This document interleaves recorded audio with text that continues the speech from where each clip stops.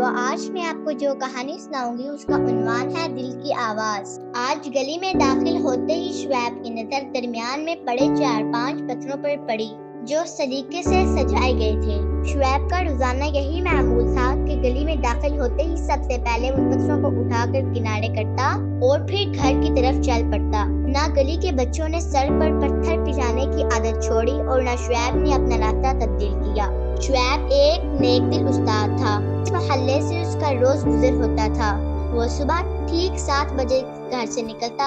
گھر سے اسکول تک کا فاصلہ تقریباً آدھے گھنٹے کا تھا۔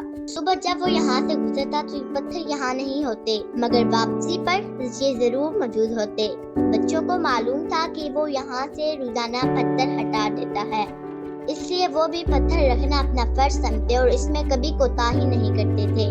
وہ گرمیوں کے دن تھے، سخت گرمی اور لو چلنے کی وجہ سے علاقہ بالکل سنسان تھا۔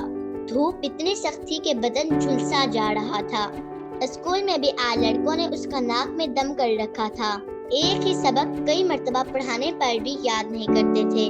شعیب لڑکوں کے بارے میں سوچتا اور رومال سے پسینہ پوچھتا ہوا گلی میں داخل ہوا ہی تھا کہ اس کی نظر سامنے پڑے پتھروں پر پڑی۔ اسے محسوس ہوا جیسے یہ پتھر اس کا منہ چڑا رہے ہیں۔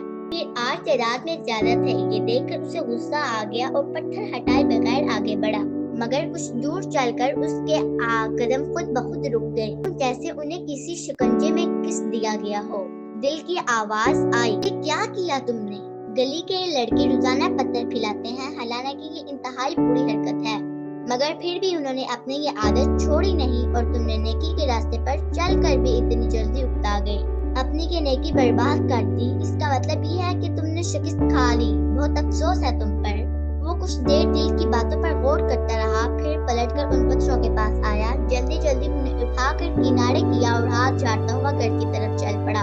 اچانک اس کی نظر سامنے پیپل کے پیڑ پر پڑی۔ اسے محسوس ہوا کہ وہ اپنے آپ کو لہرا لہرا کر خوشی کا اعزاز کر رہا ہو۔ اس واقعے سے ایک سبق تو یہ حاصل ہوا کہ نیکی کے کام سے پیچھے نہیں ہٹنا چاہیے۔